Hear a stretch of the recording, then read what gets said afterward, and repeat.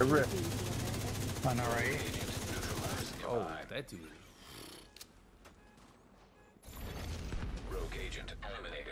You see him on our right? Yes, Oh, probably. There's like another group that's rogue over here, I think. Damn, they can't go. Oh, that laser beam!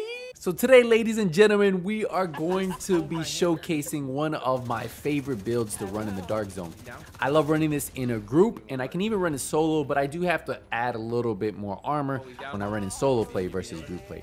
But as you guys see in this video right here, the AR is probably one of the best builds to run, especially if you're trying to fight at distance.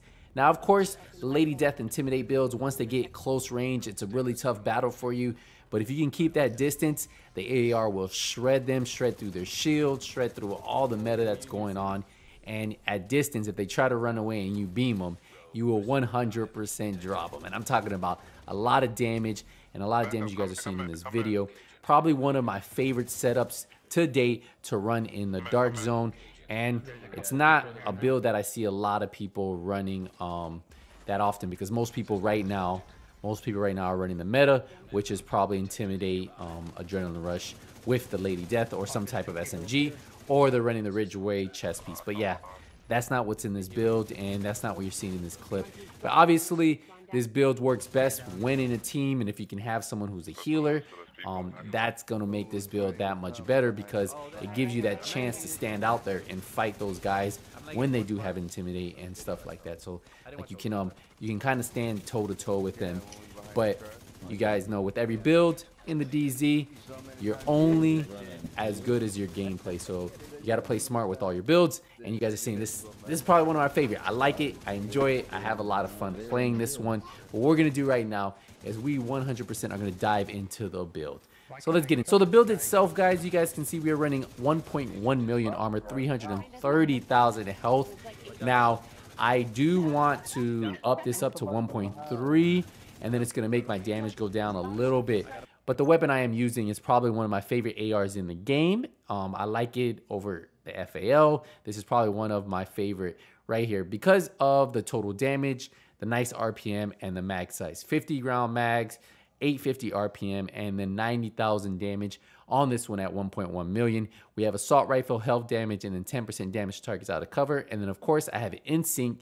So when I do get this proc, that's an additional 30% weapon damage I'm getting, not only for me, but also my skill. So that's a lot of damage you increase, especially with everything amplifying because of this build. Now for my secondary, I like running the White Death. If somebody is running from me, well, I'll swap to this marksman rifle, headshot damage, critical hit damage, and then it has Ranger, amplifies weapon damage by 2% for every 5 meters you are away from the target.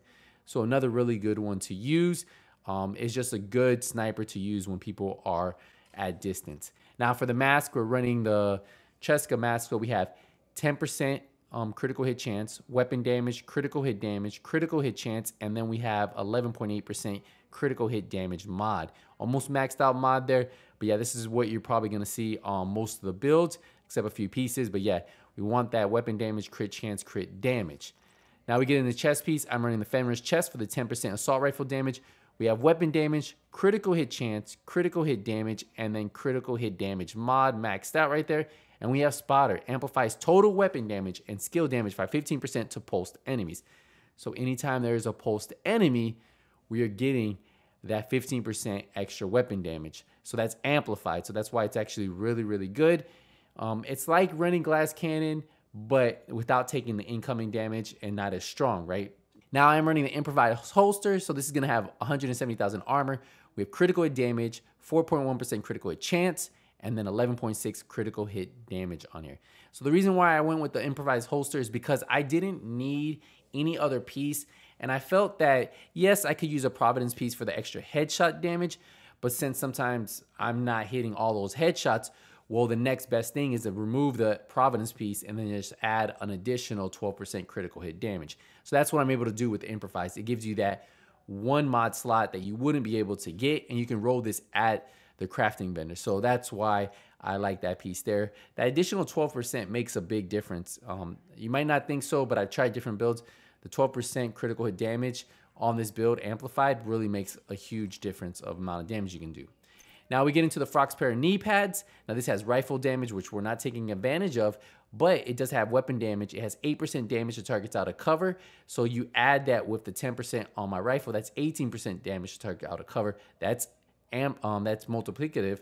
And then we have 12% critical hit damage on here. So I went through critical hit damage because I'm able to get almost like 55% critical hit chance with putting critical hit damage rolls on everything. So that's where I focused all my rolls. And then once I get maxed out critical hit chance, I should be about 55%. I think I'm at 53 with this build. With the contractor gloves, that's what I went with. This has LMG damage. I'm not taking advantage of it, but we're really using that armor because we're putting the armor on there. But the damage to armor right there, that's another multiplicative talent, 8% damage to armor plus a 12% critical hit damage. So yeah, that's why I went with those two pieces. Some really good pieces for AR builds.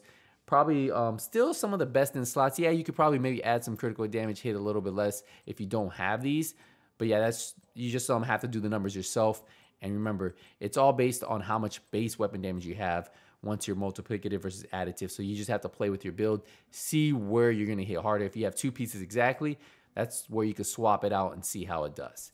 We get into the backpack. We have the Grupo Sombra backpack. This gives us 15% critical hit damage. So we have a 10.9% weapon damage roll. I tried maxing this one out at the optimization station, but the problem is it kind of glitched out on me, so I don't know what's going on. We have critical hit chance on here, critical hit damage, and then a critical hit damage mod. And then, of course, we have vigilance. Increased total weapon damage by 25%. Taking damage disables this buff for 4 seconds. Sorry. If you have perfect vigilance, that would be on the Providence piece, and that would be 3 seconds. So it's 1 second difference. I think the 1 second difference kind of makes a little bit of a difference, but you know, the way I wanted to have this build, I want to have more crit damage. And this is how I was able to maximize the amount of crit chance and crit damage I have on this.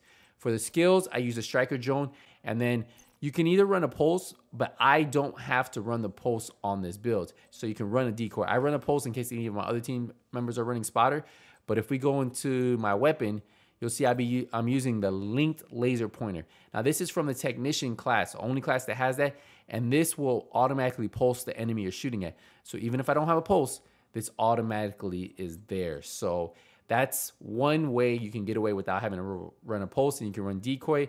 Then I have crit chance, 20 round mag, and then crit chance up top.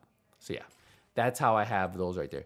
If we dive into the stats, right, let's take a look at it. 51% critical hit chance, and that's because my mods aren't maxed. So I should be able to push almost 55 crit chance. And then I should be, if I had maxed out crit damage, I should have 180% crit damage. So yeah, on this build, not fully maxed out, almost there. I'm at 51, 178, and that's why it hits hard. We have 75% headshot damage. We have the 8% armor damage, plus the 18% damage to targets out of cover, plus 20% health damage. So a lot of damage coming out of this build.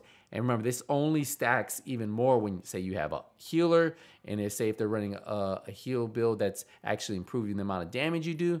So the build will just keep hitting harder and harder and harder, just depending on what you have in your group. So this build in group play with the right group is definitely a solid build to run, and I like it. It hits hard, it melts, and even solo, if I catch someone at distance, without a healer, with nobody in my group, it still melts. And that's why I really, truly like this build. I think it's a lot of fun to use. I'm an AR player, so I do like running ARs.